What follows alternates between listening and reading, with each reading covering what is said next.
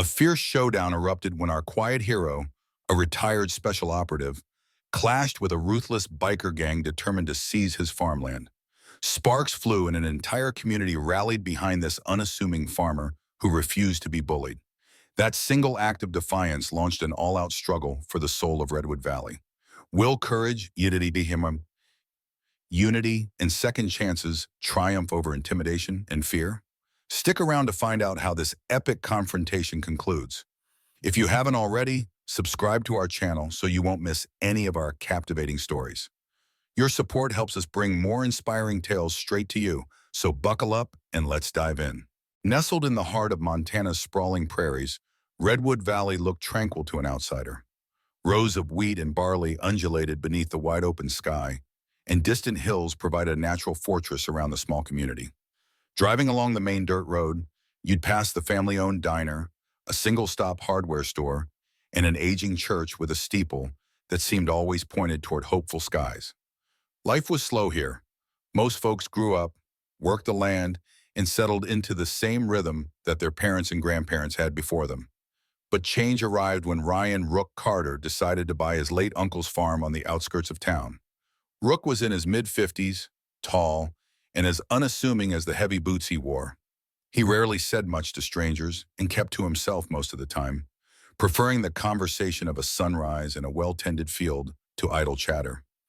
If anyone had looked deeper, they would have noticed the subtle signs, the precise way he parked his truck each evening, always facing outward for a quick departure, his habit of scanning the horizon twice before stepping outdoors, the trimmed muscularity hidden beneath dusty flannel shirts. Despite his quiet demeanor, Rook possessed a military past that could have filled volumes. He'd served over 2 decades in the United States Navy, specializing in amphibious operations and tactical planning. Rumor in Redwood Valley, once folks started piecing things together, was that Rook had been attached to highly classified missions around the globe. A few townspeople whispered stories passed along from a friend of a friend who had recognized him from some hush-hush operation overseas. But Rook never confirmed or denied any of it. He simply rose before dawn, inspected his fields, and tended to the essential chores of farm life.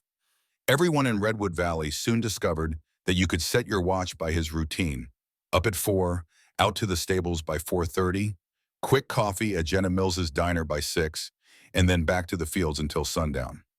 Jenna, the diner's owner, had taken a motherly shine to the new farmer, fussing over his meals and offering to deliver sandwiches right to his truck. Her warm approach was half genuine affection, half motherly mission. She'd done the same for his late uncle and found it impossible to stop. Rook rarely turned her away. He'd give a polite nod, say thanks, and move on to his daily tasks without further ado. Then came the day that would transform Redwood Valley forever. A group of bikers rumbled into town. They called themselves the Iron Serpents, a fearsome outfit that had earned a reputation for extortion and intimidation across 3 states. Decked out in black leather emblazoned with a coiling snake, they started small, some harassment at the local hardware store, a few broken windows, talk of protection fees. Everyone in Redwood Valley had heard about gangs like this, but few believed they would ever show up here, in a place where most households had known each other for generations. The sense of unease began quietly, like a dull ache. By the time Rook noticed them circling his farmland at sunrise, Redwood Valley was already bracing for what might come next. Like circling predators, the Iron Serpents made slow, menacing loops near Rook's property, confident they'd found an easy mark. The farmland sprawled across gently rolling hills, dotted with the golden-brown shimmer of ripening wheat. From a distance, it seemed unguarded. A single man, a couple of hired hands in the distance, and nothing else. But Rook, out in the fields that morning, recognized the pattern of watchers on motorcycles. Every pivot of their handlebars was a signal, each pass a silent measure of his routines. He'd been a scout in dangerous territories before. Different uniforms, different countries, but the same brand of threat. Jenna arrived just after sunrise, her old pickup rattling down the gravel path leading to Rook's farmhouse. She carried a thermos of coffee and a container of freshly baked muffins, determined to protect him from his own penchant for skipping breakfast. Though Redwood Valley was still half asleep, She had heard enough rumors to feel that something ominous was in the air. "Rook, you've got to listen," she said, stepping out of her truck. "Those bikers have been tearing through local businesses. They pressured old Mr. Dugan at the hardware store into paying them a security fee. It's not safe." Rook kept his gaze on the horizon where three motorcycles had just crested a small rise. He took the coffee from Jenna, gave her a half smile, and spoke in that calm, measured tone Redwood Valley was coming to know. "What else have you heard? They burned down a feed shed at Carl Peterson's farm. Carl's nearly 70. He couldn't pay them. He had no savings left." Jenna's voice trembled slightly with anger. "The sheriff's doing what he can, but Redwood Valley's too small, too spread out. The iron serpents move fast. The moment law enforcement tries to build a case, they disappear or threaten the witnesses." Rook set his coffee on the hood of Jenna's truck. He gently took the thermos from her hands and placed it alongside his own. "Go back to town," he said. "Make sure your diner is locked up tight for the day. I'll handle this." Jenna let out a disbelieving laugh, a brittle sound. "Handle it how? These guys aren't just rowdy drifters. They're part of an organized network. Some folks say they're connected to bigger cartels." Rook's gaze never left the approaching motorcycles. "I've dealt with bigger threats." It was the first explicit confirmation of the rumors swirling around Redwood Valley, that Rook Carter was far more than just a retired farmer. Unsure whether to argue or obey, Jenna decided to trust him. Something in his voice carried a weight of authority and experience. She saw no fear in his eyes, only a patient resolve that hinted at old battles. As she drove away, the iron serpents ramped up their engines, roaring down the dirt road and pulling to a stop in a semicircle around Rook's farm entrance. Their leader, a lanky man with a sneer etched deep across his scarred face, pulled off his helmet. "Name's Grayson Grave Morrow," he announced. "This here is Iron Serpent territory now. Or it will be if you pay up." Rook gave him a slow, appraising look, his posture betraying none of the tension that was building. Grave dismounted with a heavy chain rattling against his leather vest, an intimidation tactic Rook had seen 100 times in conflicts across the world. Grave wasted no time laying out his terms. 10,000 a month, he said, pacing back and forth in front of Rook. "That'll keep your crops safe, your equipment unslashed, your workers unhurt. If you don't like the price, well..." He kicked a water pump, knocking the valve askew. Water spurted in a chaotic spray. Accidents happen. Rook's eyes flicked over the gang members. 15 of them, at least, all heavily inked and carrying various weapons, clubs, knives, a few visible firearms. Their bikes were brand new, well-maintained, indicative of an organized operation flush with cash. He noticed how they spread out, forming a half circle around him, making sure he had no easy path to retreat. But Rook's training told him he didn't need to run. He just needed to control the space. One of the gang members, a big brute nicknamed Bull, stepped forward. He brandished a length of pipe, smacking it against his palm. "Hey, farmer," he spat, "you got one chance to say yes. Otherwise..." The pipe swung menacingly, but Rook didn't flinch. He simply reached down to close the valve on the damaged pump, calmly stopping the spray of water. "I'm not interested in your protection," Rook said quietly, his voice carrying a calm that seemed to unsettle even the toughest bikers. "So you best be on your way." A ripple of disbelief spread through the iron serpents. Typically, farmers cowered or at least tried to negotiate, but this tall, sinewy man just stood there, as immovable as the farmland itself. Grave clenched his jaw. "Bull," he snapped, "teach our friend here what happens when he doesn't pay." Bull lunged. Rook sidestepped, hooking one arm under Bull's swinging elbow and using the man's momentum to send him crashing into the muddy ground. The pipe flew from Bull's hand, skittering across the gravel. Another biker rushed in, knife flashing, and once again Rook seemed to vanish from the blade's path. He countered with a swift strike to the ribs, pivoting to disarm the biker with shocking ease. In seconds, 3 men were on the ground, gasping or stunned. Graves' eyes bulged, fury and disbelief battling on his face. "Get him!" he roared. More bikers advanced, but Rook's movements were honed by years of specialized training. He deflected a chain swing, spun, and ducked under a fist that would have leveled most men. A well-placed elbow strike disabled the attacker instantly. By the time the dust settled, A half-dozen iron serpents were sprawled around Rook's feet. The others stood back, exchanging nervous glances. Graves sneered, launching himself at Rook with fists raised. Rook met his charge with a precise block, grabbed Graves' chain mid-swing, and yanked him forward into a joint lock. Grave howled, his chain hitting the ground with a metallic clang. Then the wail of sirens pierced the air. Sheriff Ward's cruiser barreled down the dirt road, followed by a second patrol car. Redwood Valley's law enforcement was modest in numbers, just the sheriff, 3 deputies, and a handful of volunteers. But they were ready for trouble today. Word had gotten out about the confrontation. As soon as Graves spotted the flashing lights, he spat out a curse and motioned for his men to fall back. The last of the uninjured bikers scrambled to their motorcycles, leaving behind those who were too dazed or battered to flee. When Sheriff Eric Ward stepped out of his cruiser, the sight that greeted him was surreal. 7 Iron Serpents bikers lay groaning in the dirt, and an apparently unruffled Rook Carter stood with one arm still twisted in Graves' chain, pinning the gang leader to the ground. Dust motes glittered in the early morning sun. Broken metal scraps from the water pump and a few scattered weapons marked the skirmish's intensity, yet Rook looked like he'd merely done a spot of yard work. "Let him go," Sheriff Ward ordered, a note of professional caution in his voice. "We'll sort it out." Rook released Grave, raising his arms slowly to show no harm intended. The battered gang leader rolled onto his back, gasping through clenched teeth. "This isn't over," Grave snarled, hatred carved into every syllable. "You'll regret crossing the Iron Serpents, farmer." Sheriff Ward and his deputies wasted no time cuffing the injured bikers. "Ryan Carter, right?" the sheriff asked, glancing over at Rook as one of the more intact serpents tried to limp away.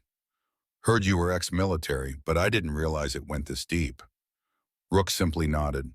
"I'm sorry to have caused a disturbance, Sheriff. They threatened me, threatened the property. I couldn't let that stand." Ward surveyed the scene. "Nobody's criticizing you, Carter. Honestly, you've done Redwood Valley a favor. These guys have been on our radar for months, but they'll be back with more of their gang, guaranteed. You might have escalated things." His tone wasn't accusatory but cautionary. Rook knew Ward meant well. The sheriff was a lifelong Montanan, raised not too far from Redwood Valley, and had been dealing with increasing reports of biker gang activity. The system was overworked and underfunded, leaving small communities wide open for predatory groups. Ward radioed for an ambulance for the injured, and within minutes, Redwood Valley's sole paramedic arrived, shaking his head at the battered serpents. Jenna Mills, who had circled back at the sound of sirens, watched from the roadside, her face pale but resolute. She made a mental note of the men being cuffed, especially Grave. Everyone recognized that horrifying look of vengeance. "Rook, this is going to get messy," she muttered as he walked over. "These people aren't used to losing. Everyone else around here has just been paying them off." Rook looked at her a long moment. In that gaze, Jenna saw not recklessness, but a deep sense of responsibility. "Sometimes it has to stop," he said quietly. "Sometimes you can't keep letting the bully take your lunch money." Word of Rook's takedown of the Iron Serpents spread through Redwood Valley by the day's end, a kind of cautious hope mingled with rampant fear. While some citizens cheered the stand he made, others worried they'd all pay the price once Grave and the rest of his crew regrouped. Sheriff Ward filed assault and extortion charges against the bikers they had in custody, but Redwood Valley's limited jail capacity meant half of them would be transferred to the county facility 2 hours away. Meanwhile, Grave made bail by the next morning, disappearing into the wind on his roaring motorcycle. The day after his fight with the Iron Serpents, Rook went about his chores as if nothing had happened. Up before dawn, checking fences, ensuring the irrigation lines were intact after the damage. The broken water pump needed a complete overhaul, and he spent hours dismantling and reassembling its parts. It felt cathartic, working the land. It reminded him that no matter how chaotic the world became, seeds still needed planting, animals needed feeding, and the sun always rose whether you were ready or not. Yet, beneath the routine, Rook was alert. He placed a few subtle security measures around the perimeter. A tripwire alarm here, a carefully installed floodlight there. Skills from his service days, repurposed for farmland defense. He had no intention of letting Redwood Valley become a battleground, but he also refused to be caught off guard. Jenna stopped by around midday. She'd come under the guise of bringing sandwiches, but really she wanted to check on Rook's morale. "The sheriff says Grave bailed out," she reported, passing him a foil-wrapped roast beef sandwich. "No one's seen him or his men in town since, but people are nervous." Rook nodded, peeling back the foil. He took a bite, never stopping his hands from the water pump repairs. "He'll be back," he said plainly. "Folks are wondering if they should sell and move out," Jenna added softly. "We've had farm families here for generations, and now the hardware store's up for sale. The diner's business is down because of fear, and we keep getting these rumors the gang has big connections. Some say you should leave too." Rook paused mid-turn of the wrench. "Running never solves it. If I go, they just bleed the next farmer Drumamai, then the next, then the next." He exhaled, placing a final bolt on the pump. "At some point we have to stand." "What if that stand gets you killed?" Jenna's voice quavered. The fierce protectiveness she felt for Redwood Valley extended to Rook now. She admired his courage, but hated the thought of him facing a violent end. "I've risked my life for less meaningful things," Rook answered quietly, and that was all he said. Later that evening, as the Montana sky turned purple and gold, Rook locked up his tools, fed the horses, and walked the fence line, checking his improvised alarms. He spotted a silhouette perched on a rusted old tractor near the property's edge. It was a young man from Redwood Valley named Nate Warren, barely 18. Nate jumped when he realized Rook saw him, then hopped down from the tractor. "Sorry, Mr. Carter," he stammered. I followed some bikers out here last night. I think they were scouting. I wanted to warn you." Rook eyed him calmly. "Brave of you to do that, kid. Next time, let me know before you try something risky." Nate swallowed hard. "I want to help. My friends' families are scared. We can't just let these thugs destroy our home. Can't we do something?" Rook placed a reassuring hand on the teenager's shoulder. "We will," he promised, "but first we need a plan that doesn't end with more blood on the fields." Sheriff Ward convened a community meeting in the Redwood Valley Church basement the next day. Rows of folding chairs filled quickly with townsfolk. Ranchers in dusty jeans, store owners with worry-etched faces, and parents clutching their children's hands. Word had spread that the Iron Serpents were regrouping in a neighboring county, and rumors said they might come back in greater numbers. Fear was tangible in the stale air. Rook arrived quietly, taking a seat in the back. He spotted Jenna up front, her posture tense, and she waved him over. Reluctantly, he moved through the crowd and stood beside her. When Sheriff Ward finally spoke, his voice carried both frustration and resolve. "We have credible information that Grave Morrow and more members of the Iron Serpents are gathering in the next county. They'll likely target Redwood Valley again, and we don't have the manpower to protect every property. We need your cooperation." Murmurs rippled through the room. Frank Dugan, the hardware store owner, scowled. "How can we cooperate when we can barely defend ourselves?" he asked. "Half of us have paid them off just to keep our businesses intact. Those who didn't are getting burned out. Literally." "Paying them off isn't a permanent solution," Ward insisted. "They'll keep increasing their demands." An older rancher raised his hand. "We've never needed more than a couple of deputies. This whole situation is beyond us. Maybe we should call in the state troopers." Sheriff Ward hesitated, glancing at Rook, then back at the crowd. "State troopers can come, but we can't rely on them for long-term defense.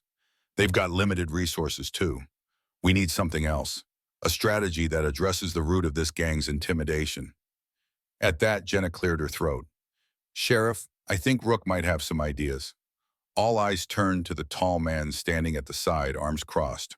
Rook cleared his throat, not entirely comfortable speaking in front of a large crowd. "Folks," he began, "the Iron Serpents thrive on fear and forced loyalty. Their power is in making each of you feel alone. If we stand together, that dynamic changes.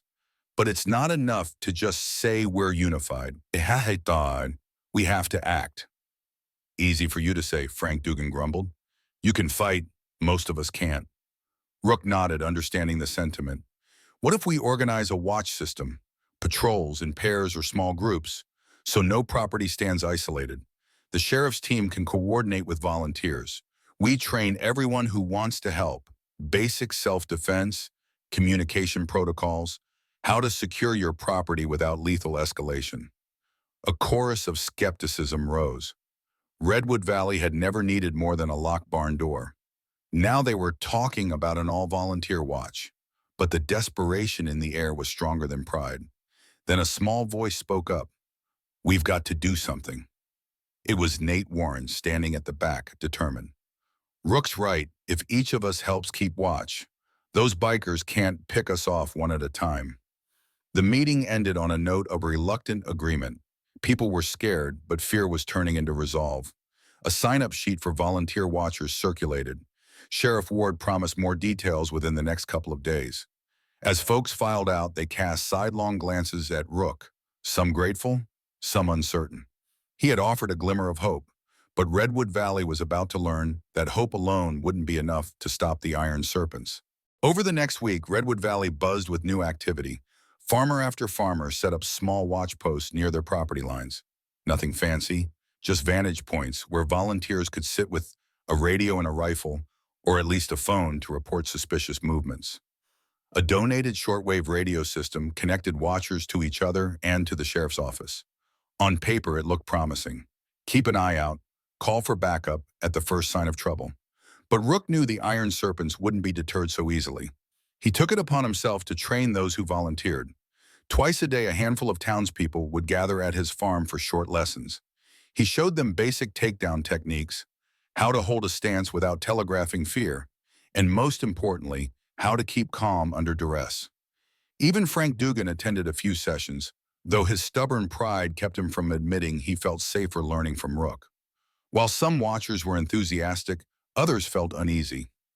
Redwood Valley had never been a place for vigilante tactics, and the moral weight of potentially confronting armed gang members weighed heavily. Jenna tried to keep everyone's spirits up by bringing warm meals to the training sessions. She also set up a safe corner in her diner for watchers to rest. Meanwhile, Nate Warren, the teen who'd confronted Rook earlier, practically became his shadow. He showed up at dawn, ready to learn. At first, Rook assigned him menial chores, mending fence lines, rearranging equipment, just to keep him busy. But the kid soaked up instructions like a sponge, determined to do more than watch from the sidelines. On a breezy afternoon, Rook found Nate practicing a takedown maneuver on a stuffed burlap sack in the barn. Nate grunted, trying to replicate the fluid motion he had seen Rook demonstrate. "You're forcing it," Rook observed, stepping in to guide the boy's arms. "Use momentum. Let the attacker's motion become his downfall." Nate wiped sweat off his brow. "I just don't want to freeze up if they come," he admitted. "They will come," Rook replied evenly, "but fear freezes you more than any biker could. Breathe, focus, and remember your training." That evening, as watchers took their posts under a darkening sky, Redwood Valley felt tense but strangely alive. People who'd barely spoken beyond polite hellos for years now coordinated rotations, shared thermoses of coffee, and learned each other's phone numbers. A fragile sense of unity was emerging, a unity the iron serpents had never expected to face in a place they saw as ripe for extortion. However, not everyone believed in the plan. A few families quietly packed their belongings, planning to leave before anything else escalated. They had no interest in participating in a showdown. And so Redwood Valley hovered on a razor's edge, some standing, some fleeing, all hoping that the quiet nights would last just a bit longer. But late one night, a single phone call changed everything. An out-of-breath volunteer watcher reported spotting headlights and hearing the echo of multiple motorcycle engines along the old logging road that skirted the valley. The watchers mobilized, adrenaline spiking, and Rook grabbed his keys. War had come to Redwood Valley, and there was no turning back. The moon was high, casting silver light across the farmland, when Rook and a handful of volunteer watchers reached the old logging road. The wind carried the faint rumble of engines in the distance, then silence. Sheriff Ward followed in his cruiser, lights off to maintain the element of surprise. Everyone strained their ears, expecting the roar of motorcycles to break the stillness again. But the hush deepened, so complete it made hearts pound louder. They fanned out along a stretch of road that cut through a dense stand of pines. Rook had chosen this spot for its defensibility. Thick trees offered cover, and the narrow pass meant the gang couldn't simply flank them. But it also felt like a trap. He signaled for everyone to remain alert. Then, with a roar that shattered the quiet, A column of headlights lit the darkness. The iron serpents came into view, more than 20 riders led by Grave Morrow himself, wearing a cruel grin. This time, they weren't stopping to negotiate or intimidate. They thundered straight toward Redwood Valley's watch line, as if to bulldoze through any obstacle. Sheriff Ward flicked on his cruiser's lights, illuminating the scene. He grabbed his loudspeaker. "This is Sheriff Ward of Redwood County. Stop your vehicles and dismount." For a moment, it looked like the bikers might slow. But then Grave revved his engine and the pack accelerated, splitting into two flanks that veered off the main road. The watchers scrambled to reposition, and confusion rippled through the volunteer ranks. Shots echoed. Someone from the watchers fired into the air, a warning. Chaos erupted as the bikers scattered into the pines, engines roaring, lights bobbing like angry fireflies among the trees. Rook moved calmly, scanning the darkness. He could sense that the iron serpents were employing a tactic used in ambushes: appear strong on the road, then splinter into smaller groups to surround the watchers. He raised his voice. "Hold positions. Don't chase them blindly." But fear got the better of some watchers. A few panicked, running deeper into the woods or fleeing back to their vehicles. In the midst of the frenzy, Rook spotted Bull, the massive biker who had threatened him that first morning, emerging from behind a tree. Bull swung a heavy chain toward a volunteer who barely dodged. Rook lunged forward, driving Bull back with a precise kick to the chest. Meanwhile, Sheriff Ward and his deputies tried to maintain order, but the volunteers weren't trained to handle this level of chaos. The iron serpents had chosen their moment well. A dark forested road, a spooked militia of townspeople, and raw fear swirling in the shadows. The confrontation lasted only minutes, but it felt like hours. By the end, 3 watchers lay injured, and 1 serpent was apprehended by Deputy Jacobs. The rest melted away into the night, leaving behind the echo of revving engines and the lingering stench of exhaust fumes. When the dust settled, Rook found himself kneeling beside a wounded volunteer, applying the field medic skills he'd learned long ago. The man had taken a chain across the arm, leaving a nasty gash. "Breathe," Rook instructed, pressing gauze to the bleeding wound. The volunteer looked up, eyes wide with a mix of pain and respect. "You actually know what you're doing," he muttered. Rook gave a grim nod. "Yeah," he said quietly. "I've done this too many times." In the aftermath of the ambush, Redwood Valley reeled. The watchers discovered firsthand that courage and goodwill were not enough to thwart a well-organized gang. 3 volunteers needed hospital care, one for a broken wrist, another for a deep laceration, and the third for a concussion. Rumors of the attack spread by morning, and by noon, half the town was in a near panic.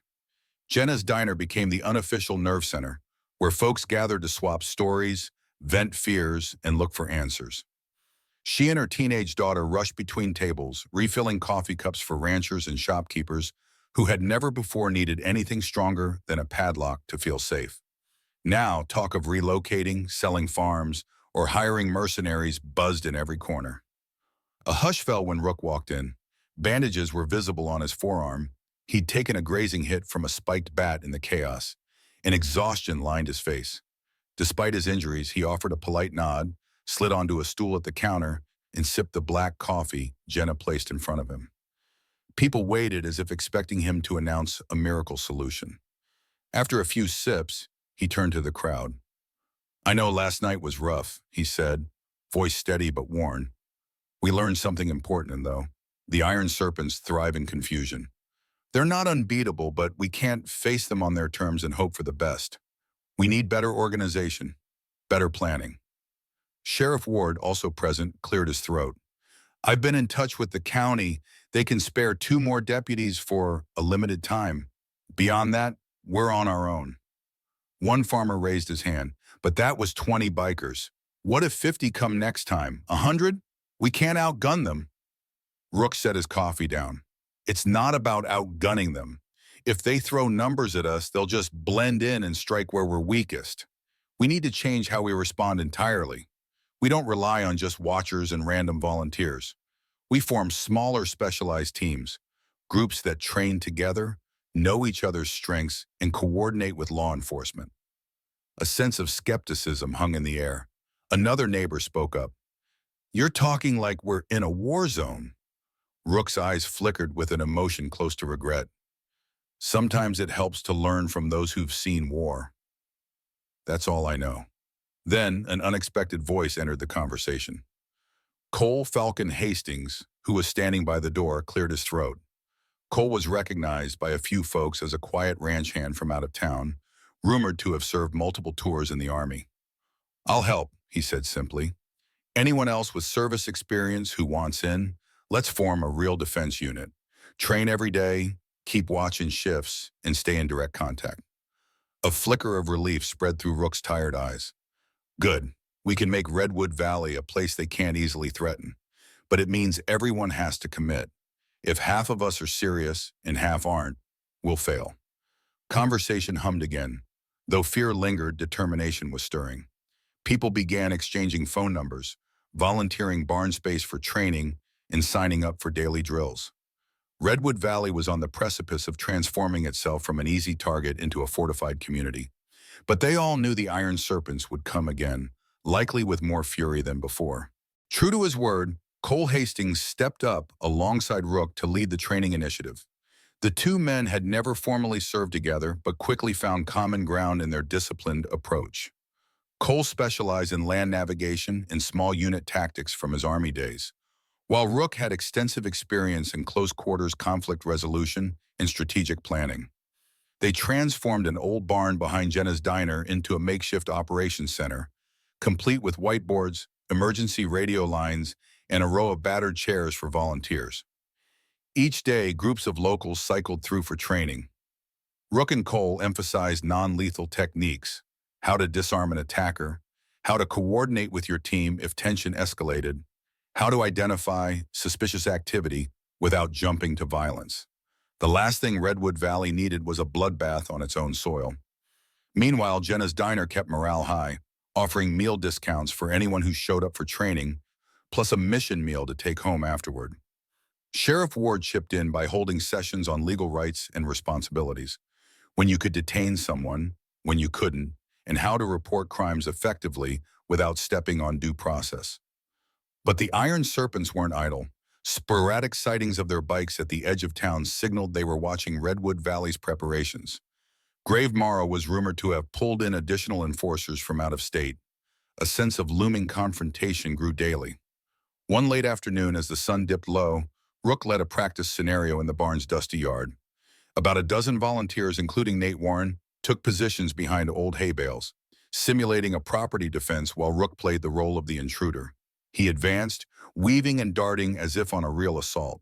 The volunteers aimed paintball guns set specifically to mark hits with bright colors.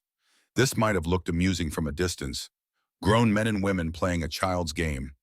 But every break in posture or missed shot revealed how vulnerable the volunteer line still was. "Nate," Rook barked, "watch your right flank. Don't hyper-focus on me alone. Others could circle around." Nate corrected his stance, determined to improve. He'd seen the injuries from the last ambush and recognized how real this was. In that moment, a pang of memory struck Rook.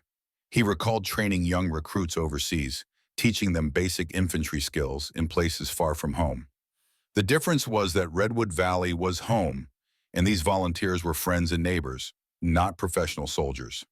By evening's end, everyone was exhausted, but slightly more confident. As they trudged back inside the barn, dusting off paint splotches from their clothes, Jenna waited with water and a fresh pot of coffee. Sheriff Ward jotted notes from the day's session, what had gone well, what needed work. A sense of quiet camaraderie permeated the group, an all-in-this-together spirit. Yet Rook knew a major test lay ahead. Iron Serpents never simply faded away. He could almost feel the tension in the air, like a thunderstorm gathering on the horizon. He glanced at Cole, who gave him a solemn nod. The biggest battle was yet to come, and Redwood Valley would either stand firm or be crushed under the Iron Serpent's boots. They didn't wait long to strike. Barely a week after Redwood Valley ramped up its defense training, the Iron Serpents launched a coordinated assault that would come to be known locally as the Midnight Riders' Offensive. Just after midnight on a cloudy night, no moon, no stars, multiple motorcycle engines tore through the stillness in several directions. The watch post reported inbound bikes near the farmland, near the diner, and even near the small church at the valley center. It was a classic tactic: spread Redwood Valley's defenders thin, create panic, and exploit confusion. Rook sprang awake to the buzz of his shortwave radio. "We've got movement near Wilson's pasture. 2 or 3 bikes," crackled one volunteer's voice. Another voice overlapped. "Somebody else is outside the diner. Lights just went out." The radio squawked again. "They're shining headlights into the church windows. We can't see how many." Without hesitation, Rook jumped into his old pickup and gunned it down the gravel road toward the diner a mile away. He glanced in the rearview mirror, seeing the distant flicker of multiple sets of headlights. Redwood Valley's watchers were scrambling. This was the moment the Serpents had planned for, counting on the volunteers' inexperience to devolve into disorganized chaos. When he reached Jenna's diner, Rook found 2 watchers taking cover behind a trash dumpster, guns pointed at the parking lot. "They cut the power," said one, voice shaky. "We heard them rev off, but we don't know if they're still out there." The entire diner was dark except for a faint emergency light near the kitchen. Rook motioned for them to hold position, then slipped inside through a back door. Jenna and her daughter were huddled behind the counter, hearts pounding. "You're safe," Rook whispered, helping them to the storeroom. "Stay quiet." He crept along the diner windows, scanning the outside. Shadows flickered under a street lamp, but the bikes were gone, possibly a feint to draw defenders away from somewhere else. He got on his radio. "Rook here, diner is secure for now. No hostiles on site. Where's the main threat?" Sheriff Ward's voice crackled back, tension thick. "Wilson's pasture. They've cornered about 6 watchers and are taunting them with chain whips. Cole is en route. We need backup now." Rook left the diner in the watcher's hands and drove toward Wilson's pasture, a broad expanse of farmland on the northern rim of Redwood Valley. The night felt claustrophobic, the thick clouds absorbing what little ambient light remained. As Rook's headlights swept across the field, he saw the menacing silhouettes of motorcycles arranged in a half circle. Their engines growled low, as if waiting for a signal. Cole Hastings and a few watchers crouched behind Wilson's old hay wagon, pinned down by the bikers' intimidation. Grave Morrow's voice echoed through the darkness, amplified by the rumble of his own engine. "We tried to warn you people. You had your chance to pay and walk away. Now Redwood Valley belongs to the Iron Serpents." Rook killed his truck lights, stepping out quietly with a shortwave radio in hand. He'd fought insurgents and paramilitary groups before, but it was different here. These were Americans, albeit criminal ones, standing on farmland that had once symbolized peace. The moment felt surreal. Grimacing, he reminded himself that preserving Redwood Valley was worth the fight. He crouched low and signaled to Cole, who caught his eye and gave a curt nod. Then, taking a deep breath, Rook moved into the pitch-black battlefield, determined to protect the community that had placed its trust in him, and to prove to Grave Morrow that Redwood Valley wasn't going to fold. Grave Morrow revved his engine, cutting through the eerie hush blanketing Wilson's pasture. A handful of iron serpents flanked him, twisted grins visible in the faint glow of a single floodlight someone had rigged to the side of a barn. The watchers, crouched behind hay bales and an old tractor, gripped their weapons with pale knuckles. They'd never trained for nighttime assaults and certainly never faced a gang this ruthless. Cole Hastings was among them, quietly instructing 2 volunteers to hold their fire unless absolutely necessary. They weren't here to wage open war, just to protect Redwood Valley from becoming a lawless playground for the Serpents. Rook, lying prone behind a mound of dirt, reached for his radio. "Sheriff, do you read me?" he whispered. A burst of static, then a faint reply. Sheriff Ward was on the far side of the field, pinned behind his cruiser by another group of bikers. No immediate backup would be coming. Rook made a quick decision to employ a divide and diffuse tactic. He pulled a small flashlight from his pocket and angled it upward, flicking a beam toward the barn's weather vane, signaling Cole. Then, with careful aim, he lobbed a flashbang over the top of an overgrown hedge. The device clattered on the ground in front of Graves' motorcycle. Even among the watchers, few had realized that Rook had prepared non-lethal munitions. The flashbang exploded with a deafening pop and a brilliant burst of light.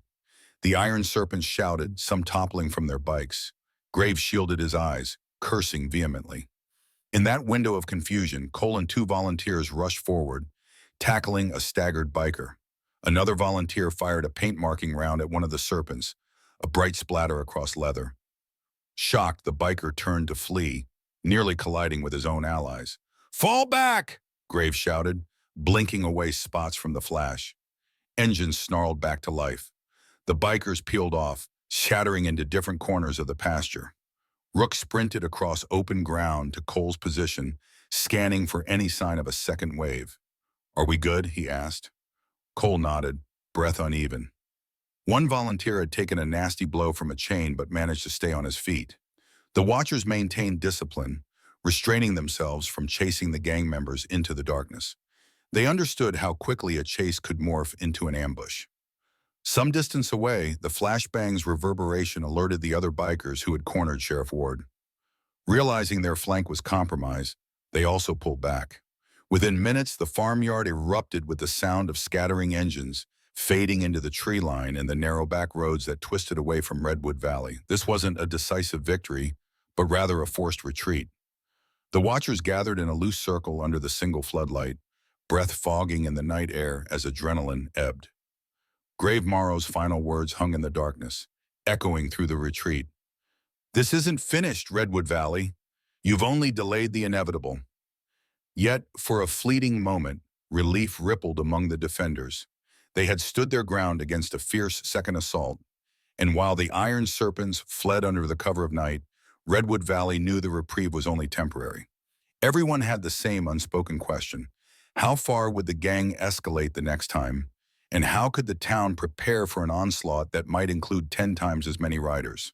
At daybreak, relief teams arrived with med kits and coffee. The pasture was dotted with muddy tire tracks and scattered debris, silent proof of the nighttime violence. Sheriff Ward coordinated a post-action debrief, gathering watchers in a circle to identify what went well and what fell apart. Some folks arrived in tears, shaken by the near disaster that had once again struck home.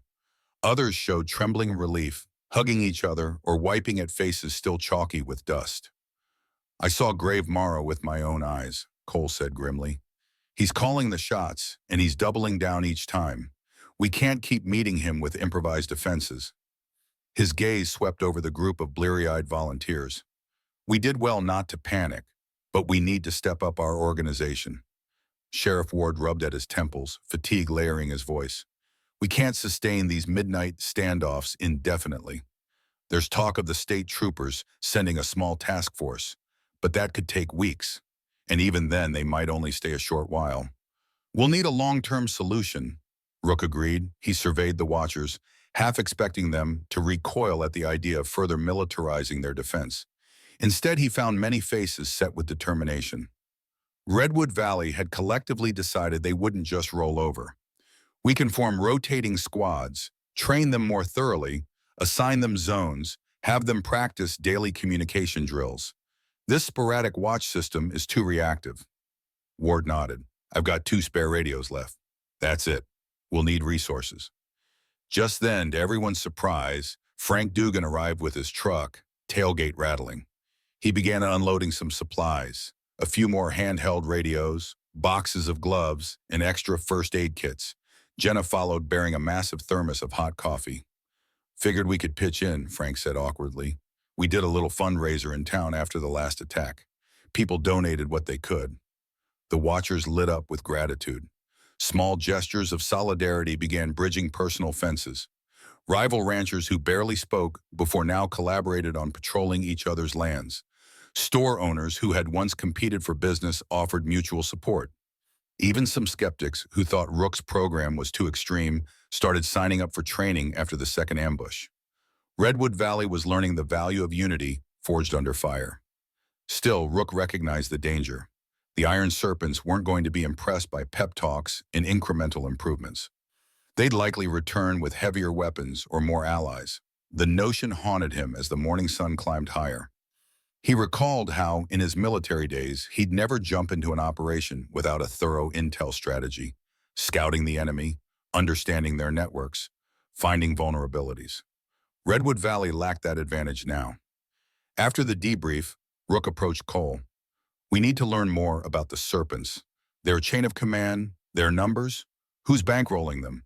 A counterforce is useless if we're blind. Cole ran a hand over his stubble. I might have a lead, he admitted. Someone I know from my old unit joined a private security firm.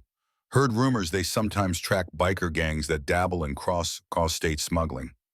Maybe I can make a call. And so Redwood Valley's defenders, still reeling from the night's chaos, began laying the groundwork for more than just a static defense. If they were going to survive, they had to understand the Iron Serpents from the inside out, a move that would soon lead them to a bigger fight than they'd ever imagined. Cole's contact was a man named Travis Fenley, a no-nonsense security consultant who'd spent years tracking cross-border smuggling rings. He agreed to meet at a remote rest stop outside Redwood Valley, citing a preference for neutral ground. By the time Cole and Rook pulled up in Rook's truck, Travis was already waiting, leaning against a souped-up SUV with tinted windows. He wore a baseball cap low over his eyes, scanning the surroundings like a hawk. Cole, he greeted curtly, offering a gloved handshake. Then he turned to Rook. So you're the ex-Navy guy stirring up trouble with the Iron Serpents? Rook managed a faint smirk. More like they stirred up trouble and we refused to bow down. Travis lifted a brow, reaching into a folder. I did some digging. The Iron Serpents have formed alliances with a few larger criminal outfits. Gun running, drug routes, maybe even some trafficking.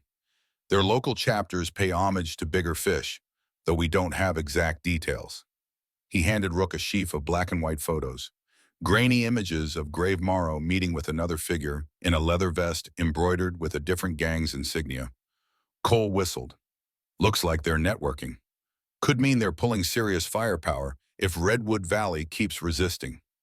Rook's eyes flicked over the photos. Any weaknesses we can exploit? Travis shrugged. They tend to move around a lot, never staying in one place long, but they rely heavily on local tip-offs. People they've coerced into giving them info on law enforcement movements and easy targets. They like to buy off or threaten individuals who feel they have something to lose. A chill passed between Cole and Rook. Redwood Valley was small enough that a few blackmailed locals could unravel their entire plan. Rook nodded slowly, tucking the photos into his own folder. Anything else? Travis hesitated, then sighed. There's talk that Grave Morrow plans a major show of force soon, something to prove he's not losing grip. My guess, he'll try to storm Redwood Valley with an overwhelming number of serpents and allied gangs. If he humiliates you publicly, it'll restore their reputation and scare other towns from trying to resist in the future. Cole cursed under his breath. So we can expect a small army. Maybe, Travis answered. They'll test your limits first. Try to rattle you. Hit supply lines, farmland, or any event where a crowd gathers so they can instill terror. Rook's mind immediately jumped to Redwood Valley's next big social gathering, the Summer Harvest Fair, a cherished local tradition where people traded produce, enjoyed homemade pies, and watched the kids put on music recitals. Hundreds of families from nearby regions flocked to Redwood Valley for it. We can't cancel the fair, he murmured. It's a major part of our identity. And if we do, that's letting them win by fear. But hosting it could be risky. You'll need a security plan, Travis said bluntly, and it won't be cheap or easy, but it might be your chance to turn the tables. Force them to confront a well-prepared defense on your terms. Just be careful. The Iron Serpents won't go down without a fight. As they parted ways, Cole and Rook drove back to Redwood Valley in pensive silence. In the distance, the sky ahead seemed ominously gray, as if reflecting their mood. They weren't just farmers or small-town volunteers anymore. They were war planners, defending an entire community against a criminal force with deep pockets and bigger alliances. The path forward was fraught with uncertainty, but Redwood Valley's resolve had become something fierce. If Grave planned to take them down, he'd soon realize they were forging a defense built on unity, heart, and the quiet ferocity of people protecting their home. News of the potential showdown arrived at a pivotal moment. Redwood Valley's Summer Harvest Fair was only 2 weeks away, and final preparations were well underway. Colorful banners dangled over the main street, homemade signage advertised pie competitions, and the small volunteer orchestra rehearsed in the church hall. For all appearances, Redwood Valley tried to cling to normalcy, but under the surface, every resident knew the fair was also a prime opportunity for the Iron Serpents to strike hard and make a statement. Once Cole and Rook shared Travis Fenley's intel with Sheriff Ward, An emergency meeting convened in the church basement. Only this time, it wasn't just watchers and volunteers. It was also farmers, teachers, business owners, church elders, and high school students. Everyone had a stake in making sure Redwood Valley didn't collapse under fear. Sheriff Ward stood at the front, arms crossed. We have strong reasons to believe the serpents might attempt a large-scale incursion during the fair. Canceling it would be the safest move. Immediate protests rippled through the crowd. Jenna Mills, usually mild-mannered, spoke with uncharacteristic firmness. If we cancel, we send a message that they've already won. Our community survives by not letting fear run our lives. Frank Dugan chimed in, voice still tinged with gruff skepticism. We can't shut down every tradition. This fair keeps Redwood Valley on the map. It's our biggest economic boost all year. But we also can't ignore the threat. Rook stepped forward. We hold the fair, but we fortify it. We set up perimeter checks, coordinate watchers, and have a rapid response team in case anything goes down. We'll need a plan that's thorough, but doesn't make folks feel like they're walking into a war zone. A tall woman named Anika, owner of the local plant nursery, raised her hand.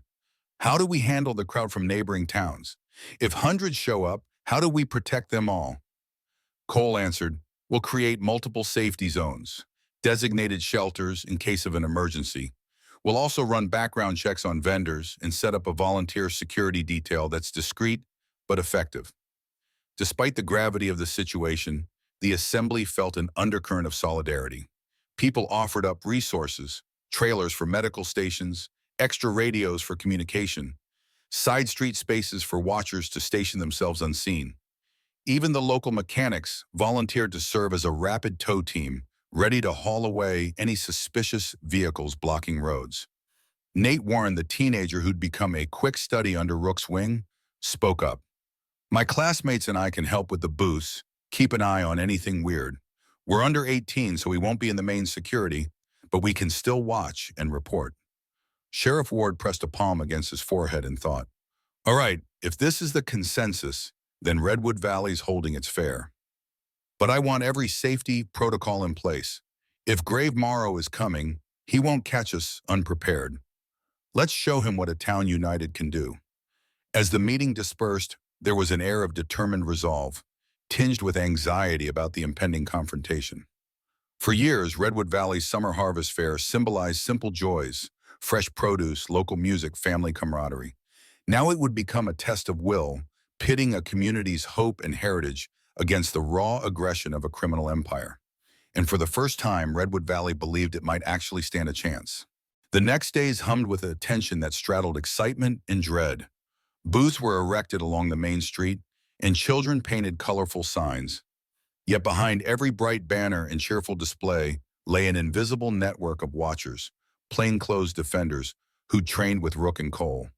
They had mapped out the fairgrounds in detail, marking vantage points and establishing coded signals. Even the church's bell tower became a watch post, with binoculars at the ready.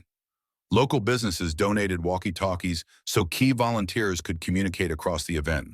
A unified command center took shape in a disused garage behind the diner, staffed by a Sheriff Ward, Cole, and a rotating group of watchers. Rook spent much of his time checking perimeter points around Redwood Valley's outskirts, ensuring the winding roads and logging trails had been blocked or strategically watched, preventing any large force from sneaking in unseen. In quieter moments, though, Rook felt the emotional toll of the escalating situation. He'd come to Redwood Valley seeking a peaceful life after his military career. Yet here he was, orchestrating what resembled a small-scale tactical defense.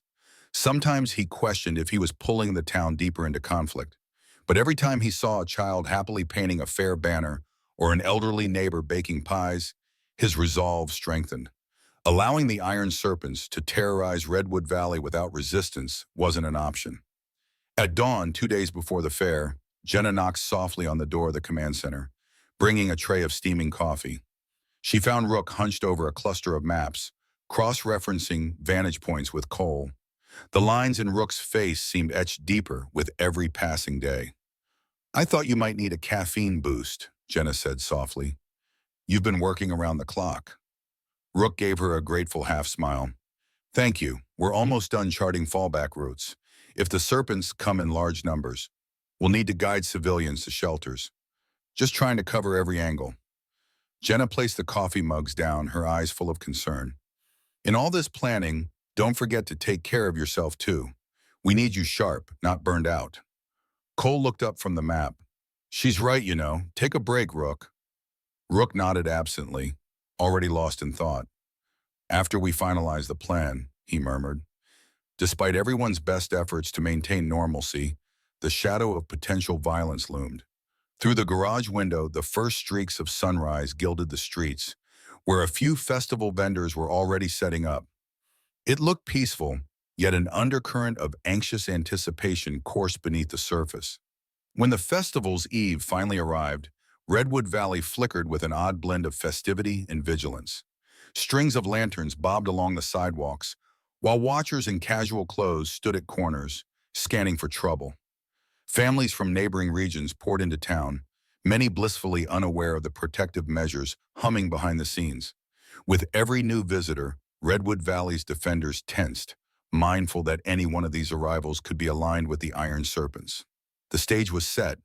On one side, a community clinging to hope, determined to preserve its cherished fare. On the other, a violent gang with a reputation to uphold. And at the center stood Rook Carter, bridging the gap between a quiet farmer's life and the demands of a tactical commander. Tomorrow would reveal if Redwood Valley's grandstand was enough, or if everything would crumble under the weight of the Iron Serpent's retaliation. Morning dawned on the first day of the summer harvest fair, and Redwood Valley awoke to the smell of fresh-baked pies and sizzling breakfast sausage. Colorful booths lined the main street, offering handmade crafts, local honey, and the yearly array of award-winning pickles. Children thrilled to be free from their usual routines darted among the stalls, squealing whenever a clown or juggler ambled by. At face value, it looked like any other successful small-town celebration. But the watchers were in place.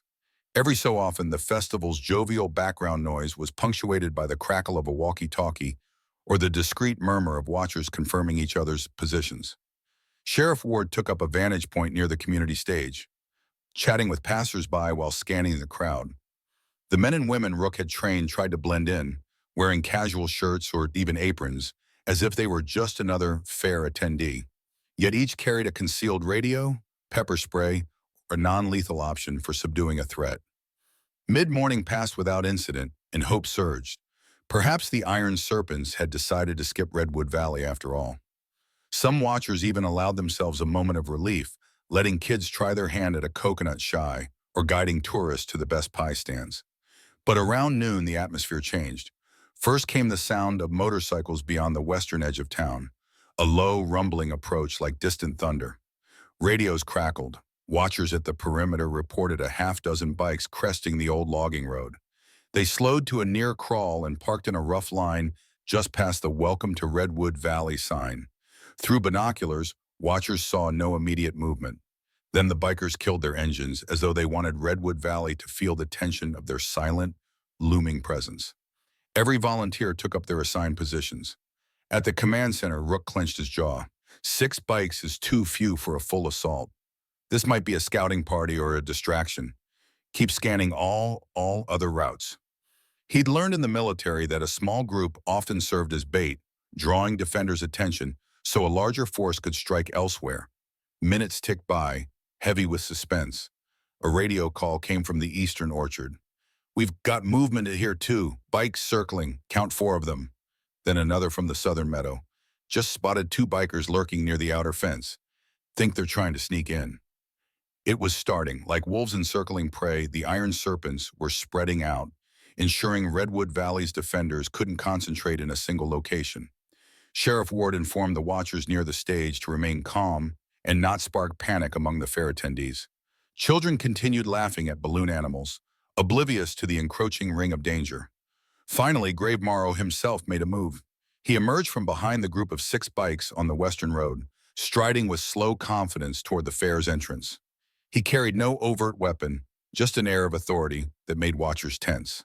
Another serpent followed him, camera phone in hand, presumably to document whatever intimidation or violence might occur. Standing near the gate, A line of Redwood Valley volunteers, Nate Warren among them, held their ground. Nate's heart hammered so hard he feared everyone could hear it. Graves' eyes flicked over the watchers, then landed on Nate with mocking disinterest. "Cute," he said, voice dripping with scorn. "You folks got yourselves a junior militia. Are we supposed to be afraid?" Nate swallowed, gripping his radio. In that charged moment, Redwood Valley reached the point of no return. Everything they'd done, training, planning, uniting, would either hold or fail before Grave Morrow's next step. The hush that fell across the fairgrounds seemed to last an eternity as Redwood Valley braced to see how one brash gang leader would confront an entire community determined not to crumble. Rook arrived at the gate just as Grave was sizing up the volunteer line. Cole Hastings flanked him, scanning the perimeter for any sign of the other Iron Serpents. The fair continued behind them, music, children's laughter, the warm smell of funnel cakes, while tension built like a palpable wall in the dusty street. Grave glanced at Rook, lips curling in a sneer. So, the infamous tough guy farmer finally shows. He gestured to his companion, who continued filming. "You're all over our radar. Ex-military, loves to play hero. We've heard you've been stirring up the locals." Rook's eyes were flat, calm. "They stirred themselves," he replied. "They're tired of living under the threat of your gang." Grave chuckled. "You know, Redwood Valley's just a stepping stone. We've got bigger territory in mind. But we can't let a bunch of yokels stand up to us without consequences. Sets a bad precedent for the other small towns." Nearby, one of the watchers quietly radioed updates to Sheriff Ward. Another watcher discreetly ushered curious onlookers away from the confrontation, hoping to keep the fear from spreading. Cole's posture was coiled, ready to lunge if Graves so much as twitched menacingly. "You're free to enjoy the fair, if you behave," Rook said evenly, aware of how absurd the statement sounded, inviting a violent gang leader to a family event. "But any disruption, any intimidation, and you'll be removed." Grave let out a bark of laughter. "Oh, is that right? Removed by who? These kids with walkie-talkies?" His gaze flicked to Nate, who tried not to flinch. At the mention of removed, a few bikers, watching from the road, revved their engines in a threatening staccato. Grave tilted his head. "Or maybe I do something else, like call in 100 more riders. Maybe we make this fair unforgettable. People screaming, running for their lives. That's usually how it goes when we step in." Rook didn't blink. "If that's what you came for, be ready for the consequences." Graves' companion swung the camera phone to capture Rook's face, then Cole's, then the watchers. It felt like a silent intimidation tactic, a way to document identities for future retaliation. "Consequences," Grave repeated, almost purring the word. "That's interesting. Tell me, Rook, how many kids will be caught in the crossfire when Redwood Valley tries to prove it's not scared? That's on you, not me." A wave of anger rippled through the watchers. Rook's jaw tightened, but he refused to let the gang leader provoke him into rash action. "We protect our own," he said softly, "and that includes anyone here for legitimate reasons, even you. But cross the line and you'll find out Redwood Valley isn't the easy mark you assumed." For several heartbeats, Grave just stared, revving tension in the silence. Then he let out a dismissive snort. "All right then, we'll play it your way for a moment. Maybe I'll just go grab a slice of pie." With a theatrical spin on his heel, he strode past the watchers into the fairground, his comrades still filming. Nate let out a shaky breath, and Cole clapped a reassuring hand on his shoulder. "Keep your eyes open," Rook instructed them. "He's provoking us, but we can't start a fight. Let's stick to the plan. Watch them, record any threat, and be ready to evacuate people if it escalates." What followed was a surreal tableau. Grave Morrow walking casually among families and vendors, some of whom recognized the Iron Serpent's patch and paled. The watchers moved in a silent shadow around him, ready to intervene. Redwood Valley's heart pounded in collective dread, aware that the fair hung on the edge of a knife. One spark could ignite a full-scale brawl that put hundreds of innocent lives in danger.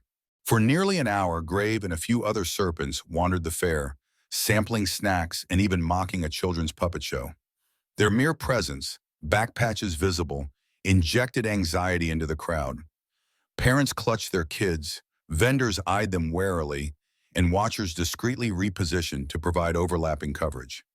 The festival's joyful atmosphere dimmed, like the sun hidden behind a thundercloud. Sheriff Ward stayed near the shrine, radio on full volume, prepared to coordinate an evacuation if necessary. Rook drifted from booth to booth, giving calm nods to townspeople, while never losing sight of Graves' movements. In passing, he caught a glimpse of the camera phone still rolling. It was obvious the Serpents wanted footage of Redwood Valley's reaction, footage they could share with other gangs or on social media to either taunt or threaten. Then, as the clock neared mid-afternoon, events took a dire turn. A teenage girl, maybe 13, stood near a game booth, waiting her turn for a ring toss. She wore headphones and seemed unaware that Grave was leaning against a nearby table, giving a subtle signal to one of his men. The man slid behind her, hand drifting toward his waistband. In an instant, a watcher recognized the threat and shouted, "Look out!" The girl spun around, eyes wide in confusion. Graves' associate lunged, trying to grab her. Maybe it was a ploy to provoke Redwood Valley's defenders or simply to terrify the crowd. Whatever the reason, it triggered the meltdown everyone feared. Several watchers converged, forming a protective ring. One volunteer attempted to disarm, but the biker shoved the teenager toward him, causing them to collide awkwardly. She tumbled to the ground, crying out in shock. A collective gasp rushed through the fair. People screamed, scattering. Within seconds, Redwood Valley watchers moved to isolate the attacker, but the biker pulled a knife. No one fired a gun. Too many bystanders, kids running in all directions. Rook lunged between the booths, cutting off the biker's escape route. Cole grabbed a display board, using it like a shield to force the knife man backward. Grave watched this unfold with an icy smirk, arms folded. He signaled to his companion to keep filming. Another serpent approached, hand twitching near a concealed firearm, only to find two watchers flanking him. A standoff loomed, a dozen watchers arrayed around 3 or 4 serpents. A strangled cry split the air. Amid the chaos, the teenage girl's father arrived, face contorted in rage. "You touched my daughter!" he yelled, swinging a wooden cane at the knife man. The blow missed and the father stumbled, nearly impaling himself on the blade. A watcher managed to pull him away at the last instant. Rook held up both hands. "Stand down! Don't let them bait you!" But tension soared too high for calm words to settle. The crowd had partially evacuated to the outskirts, but throngs of fairgoers looked on from behind vendor stalls or vehicles, fear and anger mixing in a volatile brew. Graves' eyes gleamed. "This is how it starts," he said, raising his voice so the watchers could hear. "All it takes is one slip, one reckless move, and Redwood Valley falls apart. Now everyone sees you're not in control." Cole advanced with measured steps. "You're under arrest for assault and endangering a minor," he announced. "Lay down your weapons and don't move." "Oh, we're so scared," Grave taunted. Nonetheless, he raised a mocking hand, causing the knife man to hesitate. The biker froze mid-lunge, glaring at the watchers with contempt. Dust swirled, and the hush that fell was so tense, it felt like a physical force pressing down on the entire fairground. In that breathless pause, something flickered in Rook's mind. The Serpents wanted Redwood Valley to explode in violence, likely so they could release footage painting the town as aggressors. If Redwood Valley watchers started beating or firing on them, the Serpents would cry self-defense and undermine the community's moral high ground. Rook sucked in a deep breath, sweat beading on his forehead. They had to defuse this, fast. Rook took a step forward, speaking in a low, steady voice that cut through the tension like a steel blade. "Grave, let the girl's father check on her and call off your men. No one wants an all-out fight here. If you came to prove a point, you've made it. Redwood Valley can see your gang is dangerous, but now it's time for you to leave." Grave let out a humorless chuckle.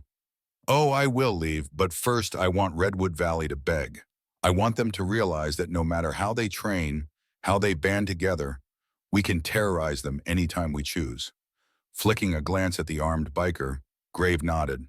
The man backed away a few paces, knife still in hand, but no longer threatening the watchers directly. Behind them, the teenage girl's father rushed to her side, hugging her trembling form. Nate Warren and another volunteer helped escort them to safety. Rook used that opening to shift the watchers into a more secure formation, forming a half-circle blocking Grave and his men from the main throng of booths. Cole edged to the side, checking for any other serpents who might be closing in. Meanwhile, phones were out everywhere.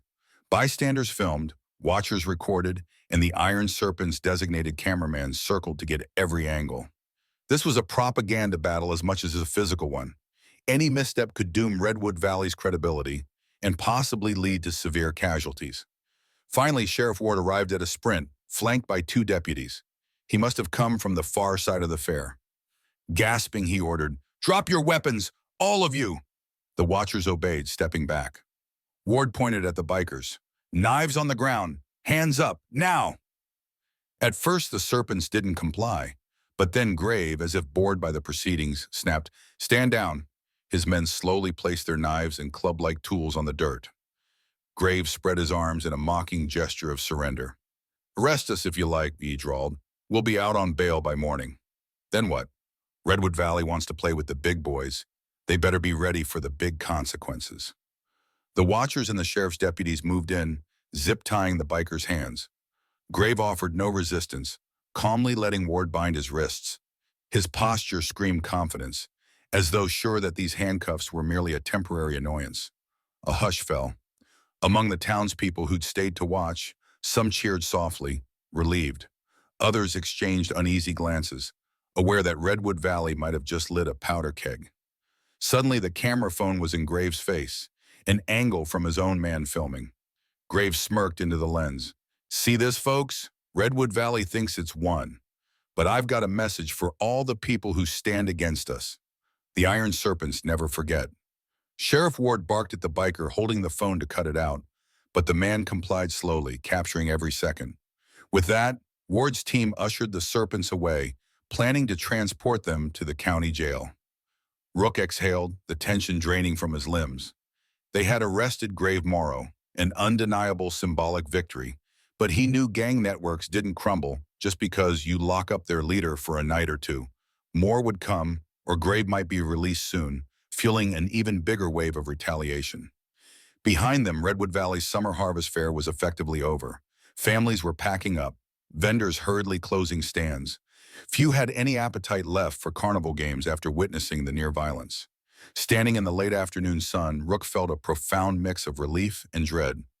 They had avoided a major bloodbath, but at what cost? Redwood Valley had shown courage, but the Iron Serpents were a serpent that could regenerate a new head. Graves' parting words haunted him. The Iron Serpents never forget. By nightfall, Redwood Valley felt like a ghost town in spite of the fair's remnants still scattered along the streets. Half-disassembled booths, toppled decorations, and discarded food trays bore silent witness to a celebration cut short. The watchers gathered wearily in the commandeered garage behind Jenna's diner. Sheriff Ward joined them, looking grim. "We have Grave and 3 serpents in custody," he reported, rubbing a hand over his face. "But the county jail is already at capacity, and these guys will likely post bail. We might hold them a day or two. Tops, that's all." A muffled groan spread through the group. Nate Warren slumped in a chair, the adrenaline crash hitting him hard. Cole Hastings glared at the ground. "So we're back to square one." Rook leaned against a wall, arms folded. "Not entirely. We recorded them menacing a minor, brandishing weapons. Even if they post bail, that's solid evidence for future charges. But yes, they'll be free to come for us again soon." The mention of the girl brought a hush. She was checked out by the town nurse, shaken but physically unharmed. Her father was more traumatized by the close call than she was, furious that Redwood Valley had nearly become a war zone. Some wondered aloud if this entire confrontation had been avoidable. At the edge of the makeshift conference, a tired Frank Dugan spoke up, voice laced with weariness. "So what now? We can't keep living on the edge, with a potential firefight lurking behind every day. Are we supposed to hire a private security force? Beg the governor to send in the National Guard?" Sheriff Ward shook his head. "The state has limited resources, and Redwood Valley is just one small piece of a larger puzzle. There are biker gangs pressing into a half-dozen other rural communities. Unless there's a major incident, we're not high on the priority list." Nate, pale-faced and shaking, stammered, What if they come back with more guys? Some of them have real guns. They might do drive-bys. We can't watch every street 24/7. Silence stretched, and everyone grappled with the sobering reality. Redwood Valley's successful arrest of Gravemorrow felt hollow if he'd be released shortly, potentially returning with a vengeance. Then Jenna Mills, who had observed the entire discussion, cleared her throat. Is there no way to talk sense into them? To show them Redwood Valley isn't their enemy? Cole gave a bitter chuckle. They profit off fear, Ms. Mills. They don't want peace, they want submission. Sometimes, Rook said carefully, these groups recruit former servicemen, folks who've seen too much war and can't adapt. They fall into gang life seeking the camaraderie they lost. If we offered them a different kind of camaraderie, like a rehabilitation approach, maybe some would listen. Not all, but a few. That could chip away at their numbers. A few watchers nodded thoughtfully, recalling how Redwood Valley had come together because Rook had offered them a sense of purpose and belonging. But Frank Dugan, ever the skeptic, snorted. We're going to rehabilitate the Iron Serpents? Seriously? Sheriff Ward half smiled. It's not as crazy as it sounds. Plenty of successful diversion programs exist in big cities for youths or ex-cons. It's unconventional, sure, but Redwood Valley is already doing unconventional things. Cole interjected, still we can't be naive. Gravemorrow is beyond reason. But some of his rank and file might just be following him out of desperation or misguided loyalty. If we split them, show them a better path, maybe we reduce the threat. Rook straightened, a quiet conviction settling in him. I've seen men in war who were lost, then found redemption when someone believed in them.